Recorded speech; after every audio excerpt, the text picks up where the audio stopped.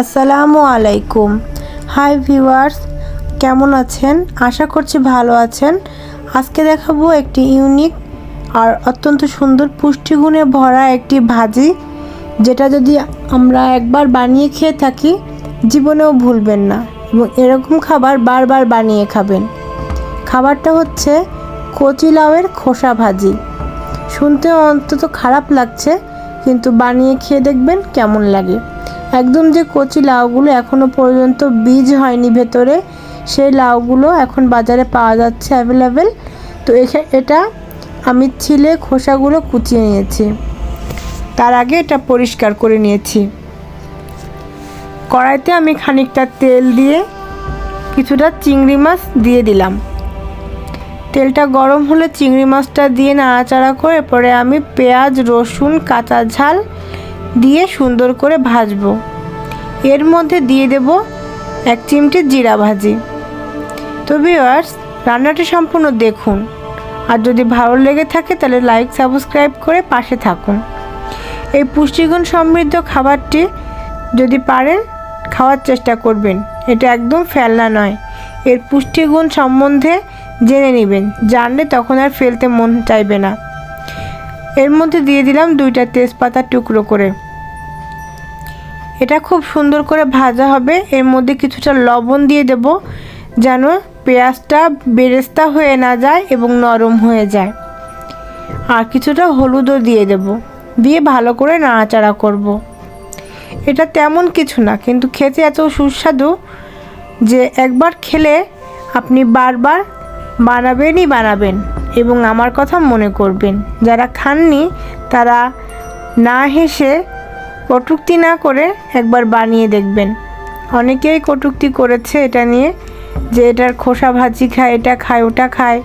আসলে কোনো গুণগত মানসম্পন্ন জিনিস খেতে হলে, শরীরের পুষ্টি বৃদ্ধি করতে হলে এটা তো খাবারই, বা খারাপ তো কিছু না।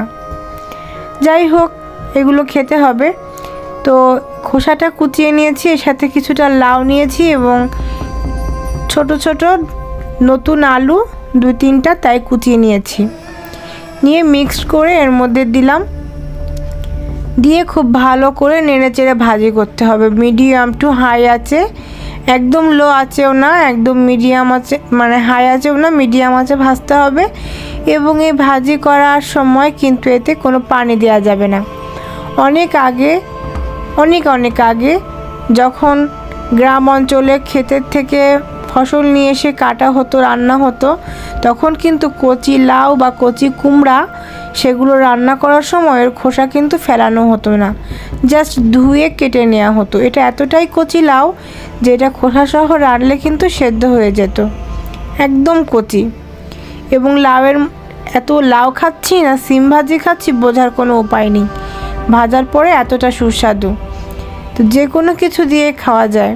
আর আমি তো মনে করি যারা ডায়েট করেন তারা সবজি খেতে গেলে কি দিয়ে খেতে হবে এটা নিয়ে চিন্তা করেন না, এমনি খেয়ে থাকেন।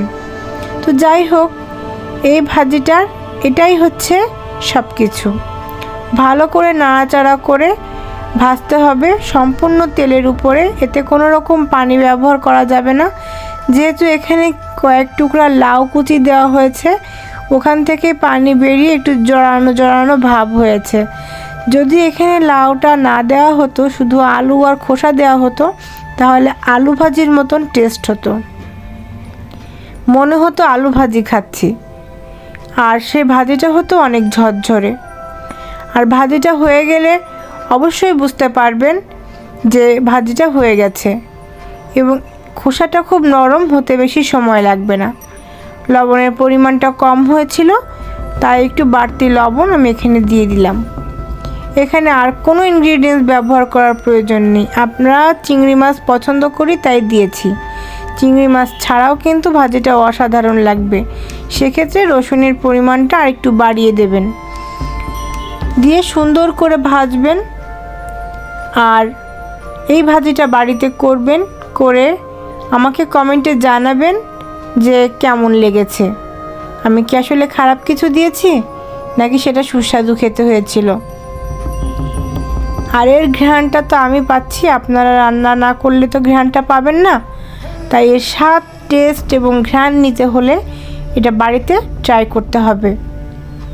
তো এই ছিল আজকে আমার খুব সাধারণ আর খুব সিম্পল রান্না। আশা করি সবাই ভালো থাকবেন, সুস্থ থাকবেন। তো আর নিয়মিত আমার চ্যানেলটি দেখতে হলে বেল আইকনে ক্লিক করবেন, সবার আগে সাবস্ক্রাইব করবেন। আমার রান্নাটা যখন হয়ে যাবে, আমি যখন মনে করি কোনো খাবার আমার আজকের দিনই শেষ হয়ে যাবে, পরদিন লাগবে না, সেক্ষেত্রে আমি এখানে ধনেপাতা ব্যবহার করি, কারণ কাঁচা ধনেপাতার ফ্লেভারটা ভালোই লাগে। একদম শেষ স্টেজে এর মধ্যে কিছু কাঁচা ধনেপাতা দিয়ে নাড়াচাড়া করে, বেশিক্ষণ রান্না করব না, জাস্ট 1-2 মিনিট নাড়াচাড়া করে এটাকে নামিয়ে নিতে হবে। আর যদি ধনেপাতার সিজন না হয় বা ধনেপাতা না থাকে, তবে এখানে আপনারা ভাজা জিরার গুঁড়া ব্যবহার করতে পারেন। ভালো করে নাড়াচাড়া করে মাঝে মাঝে ভাজিটা একটু চারদিকে ছড়িয়ে ছড়িয়ে দিতে হবে। আলু ভাজি যেরকম একটু পোড়া পোড়া লেগে আসে, ওটা হলে খুব টেস্ট হয়, এটাও ঠিক সেরকম। অত্যন্ত বেশি পুড়বে না, একটু কম পুড়বে, কিন্তু একদম ঝরঝরে হয়ে যাবে, গায়ে পানি বলতে কিছুই থাকবে না। যে তেলটুকু আপনি দিয়েছেন তেলটা উঠে আসবে বা কড়াই থেকে ভাজিটা ছেড়ে দেবে। তো হয়ে গেল আমার রান্না।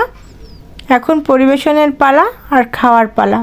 বাড়িতে অবশ্যই একদিন ট্রাই করতে ভুলবেন না। আমার জন্য দোয়া করবেন।